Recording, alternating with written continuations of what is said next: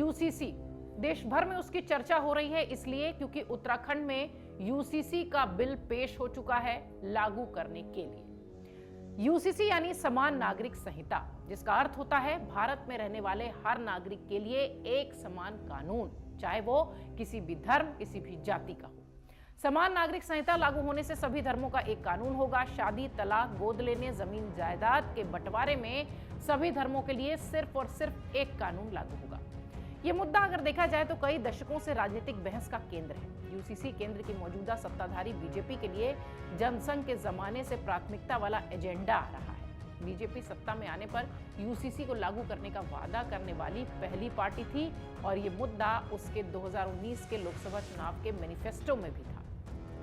उत्तराखंड जल्द ही समान नागरिक संहिता यानी यूसीसी लागू करने वाला देश का दूसरा राज्य बन सकता है। 4 फरवरी को उत्तराखंड कैबिनेट में यूसीसी विधेयक को मंजूरी मिलने के बाद उसे मंगलवार को विधानसभा में पेश कर दिया गया है। अब राज्यपाल से इसे मंजूरी मिलेगी और विधेयक कानून बन जाएगा। उत्तराखंड के मुख्यमंत्री पुष्कर सिंह धामी ने राज्य विधानसभा में समान नागरिक संहिता उत्तराखंड 2024 विधेयक पेश किया। समान नागरिक संहिता उत्तराखंड 2024 विधेयक पेश करने के बाद राज्य विधानसभा में विधायकों ने वंदे मातरम और जय श्री राम के नारे लगाए। समान नागरिक संहिता विधेयक पास होने के बाद कानून बन जाएगा और इसके साथ ही देवभूमि उत्तराखंड देश में यूसीसी लागू करने वाला आजादी के बाद का पहला राज्य होगा और वैसे दूसरा राज्य। सूत्रों के अनुसार मसौदे में 400 से ज्यादा धाराएं हैं, जिसका लक्ष्य पारंपरिक रीति रिवाज से पैदा होने वाली विसंगतियों को दूर करना है। आइए जरा संक्षेप में फटाफट आपको बताते हैं कि कौन कौन से बदलाव यूसीसी आने के बाद दिखाई पड़ेंगे। सबसे पहले बहुविवाह पर रोक लगेगी। कुछ कानून में बहुविवाह करने की छूट है, क्योंकि हिंदू, ईसाई और पारसी के लिए दूसरा विवाह अपराध है और 7 वर्ष की सजा का प्रावधान है, इसलिए कुछ लोग दूसरा विवाह करने के लिए धर्म बदल लेते हैं।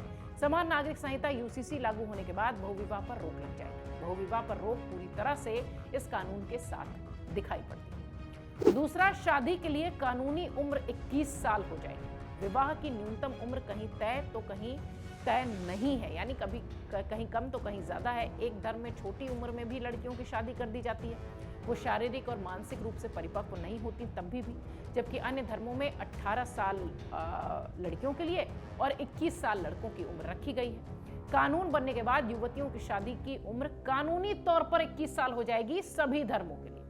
तीसरी बड़ी बात, बड़ा बदलाव, बिना रजिस्ट्रेशन लिव इन रिलेशनशिप में रहने पर जेल होगी। इसके साथ ही लिव इन रिलेशनशिप में रहने वालों के लिए रजिस्ट्रेशन कराना आवश्यक होगा। समान नागरिक संहिता लागू होने के बाद उत्तराखंड में लिव इन रिलेशनशिप का वेब पोर्टल पर रजिस्ट्रेशन कराना आवश्यक होगा। रजिस्ट्रेशन न कराने पर जो जोड़ा है उसे 6 महीने का कारावास और 25,000 तक दंड देने।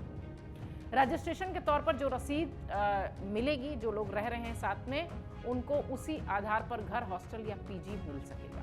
यूसीसी में लिव इन रिलेशनशिप को स्पष्ट रूप से परिभाषित किया गया है। इसके मुताबिक सिर्फ एक वयस्क पुरुष, एक वयस्क महिला ही लिव इन रिलेशनशिप में रह सकते हैं। वो पहले से विवाहित या किसी अन्य के साथ लिव इन रिलेशन में रह रहे हों। प्रोहिबिटेड डिग्रीज ऑफ रिलेशनशिप में नहीं होने चाहिए, ये इसकी जरूरी बाध्यता है। पंजीकरण कराने वाले युगल की सूचना रजिस्ट्रार के तौर पर उनके माता पिता और अभिभावकों को भी देनी होगी। ये एक बड़ी बात इस कानून में दिखाई पड़ी। चौथी बड़ी बात दिखती है विवाह का पंजीकरण, रजिस्ट्रेशन आवश्यक होगा। कानून लागू होने के बाद से ही विवाह पंजीकरण कराना आवश्यक होगा। अगर ऐसा नहीं हुआ तो किसी भी सरकारी सुविधा से वंचित होना पड़ सकता है। इधर उत्तराधिकार की प्रक्रिया भी सरल होगी। ये एक बड़ा जो बदलाव है वो देखने मिलेगा। एक कानून में मौखिक वसीयत और दान मान्य है, जबकि दूसरे कानूनों में 100% संपत्ति की वसीयत नामा किया जाना जरूरी होता है। ये धार्मिक, ये मजहबी विषय नहीं है, बल्कि सिविल राइट्स और मानवाधिकार का पूरा मामला है। और अब पैतृक संपत्ति में पुत्र और पुत्रियों के मध्य अत्यधिक भेदभाव की स्थिति नहीं नजर आएगी इस बिल के बाद, क्योंकि कई धर्मों में विवाह के बाद अर्जित संपत्ति में पत्नी के अधिकार को परिभाषित नहीं किया गया। विवाह के बाद बेटियों के पैतृक संपत्ति में अधिकार को सुरक्षित रखने की व्यवस्था नहीं की गई है, ये अपरिभाषित है। इस कानून के लागू होने के बाद ये पूरी प्रक्रिया बहुत इजी, बहुत सरल, बहुत सामान्य हो जाएगी। और जो सबसे बड़ी बात इसमें इस बिल में दिखाई पड़ती है, जिसकी खूब चर्चा हो रही है, वो ये कि बुजुर्ग माँ बाप के भरण पोषण की पत्नी पर भी जिम्मेदारी होगी। कानून लागू होने के बाद नौकरी पेशा बेटे की यदि मौत हो जाती है तो ऐसी स्थिति में बुजुर्ग माँ बाप के भरण पोषण की जिम्मेदारी उसकी पत्नी को उठानी होगी। उसे मुआवजा भी मिलेगा। पति की मौत की स्थिति में यदि पत्नी दोबारा विवाह करती है तो उसे जो मुआवजा मिलेगा वो उसे माँ बाप के साथ साझा करना। इधर गोद लेने के नियम में भी बड़ा बदलाव दिखेगा। कानून लागू होने के बाद से राज्य में मुस्लिम महिलाओं को भी गोद लेने का अधिकार मिलेगा।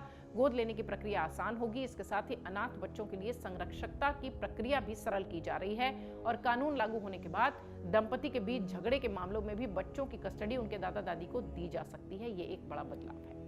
इधर यूसीसी में तलाक लेने की प्रक्रिया में भी बदलाव रहेगा। पति पत्नी दोनों को तलाक के समान अधिकार उपलब्ध होंगे। तलाक का जो ग्राउंड पति के लिए लागू होगा सेम वही ग्राउंड पत्नी के लिए भी लागू होगा। फिलहाल पर्सनल लॉ के तहत पति और पत्नी के पास तलाक के अलग अलग ग्राउंड हैं अभी इस वक्त। एक और बड़ी बात, यूसीसी के पहले की जो तलाक लेने की प्रक्रिया थी, अगर इसमें इस्लाम के तीन तलाक की प्रक्रिया से उसकी तुलना करेंगे तो 3 तलाक झटके में किसी भी माध्यम से 3 बार तलाक बोलकर तलाक दिए जाने की जो बात कही जा रही थी या फोन मैसेज के जरिए जो कहा जा रहा था दिया जा रहा था तलाक, वो पूरी तरह से वो रोक दी जाएगी। तलाक़े हसन, तलाक़े अहसन में तलाक की एक प्रक्रिया और निश्चित अवधि होती है। इन दोनों प्रक्रियाओं में पति पत्नी का फैसला लेने का जो वक्त होता है, ड्यूरेशन होता है, वो मुस्लिम समाज में है। महिलाएं खुला तलाक ले सकती हैं। कोर्ट के हस्तक्षेप के बिना कोई भी महिला खुला तलाक के तहत पति से अलग रह सकती है। हालांकि इस तरह के तलाक में महिला को मेहर यानी निकाह के समय पत्नी की तरफ से जो पैसे चुकाए गए थे वो दिए जाते हैं। साथ ही खुला तलाक में पति की रजामंदी भी जरूरी होती है। ये वो नियम हम आपको बता रहे हैं जो अभी इस वक्त चल रहे हैं, लेकिन यूसीसी के आने के बाद इन सब में बदलाव दिखाई पड़ेगा। दरअसल उत्तराखंड सरकार ने मई 2022 में सुप्रीम कोर्ट के सेवानिवृत्त न्यायाधीश के नेतृत्व में विशेषज्ञों की एक समिति गठित की थी। सरकार ने एक अधिसूचना 27 मई 2022 को जारी की थी और शर्तें जो थी वो 10 जून 2022 को ही अधिसूचित कर दी गई थी। समिति ने बैठकों, परामर्शों के क्षेत्रों के विशेषज्ञों के आधार पर यह मसौदा तैयार किया था और इस प्रक्रिया में 13 महीने का पूरा वक्त लगा था। जस्टिस रंजना प्रकाश देसाई की अध्यक्षता वाली समिति ने अपनी पहली बैठक 4 जुलाई 2022 को दिल्ली में की थी। मसौदे के महत्वपूर्ण पहलुओं पर जुलाई 2023 में एक मैराथन बैठक हुई और इस कमेटी ने ही इसे अंतिम रूप दिया। कमेटी को समान नागरिक संहिता पर ऑनलाइन और ऑफलाइन दोनों तरीके से करीब 20 लाख से ज्यादा सुझाव मिले थे और इनमें से कमेटी ने लगभग 2.5 लाख लोगों से सीधे मिलकर इस मुद्दे पर राय जानी थी, जिसके बाद अब उत्तराखंड का ये बिल पूरी तरह से तैयार है। कानून बनने के लिए राज्यपाल की इस पे सिर्फ मुहर लगना बाकी है। अब देखना यह है कि उत्तराखंड के बाद देश के दूसरे राज्यों में यूसीसी को लेकर केंद्र सरकार की क्या तैयारी है।